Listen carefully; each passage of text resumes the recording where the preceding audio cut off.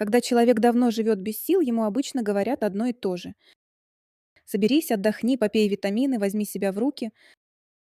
И все эти советы бесят еще сильнее, потому что внутри уже ощущение выжженного поля. Человеку в таком состоянии нужна совсем другая помощь. Нужна психическая и энергетическая перезагрузка. Нужно освобождение от тех эмоциональных, психических и энергетических тяжестей, которые на нем лежат. Человека без сил сначала нужно энергетически очистить, а потом уже советовать ему налаживать режим. Потому что пока он несет на себе весь этот груз, он и с идеальным режимом будет жить на остатках. Я знаю, о чем говорю. Потому что занимаюсь психикой и энергией уже 17 лет.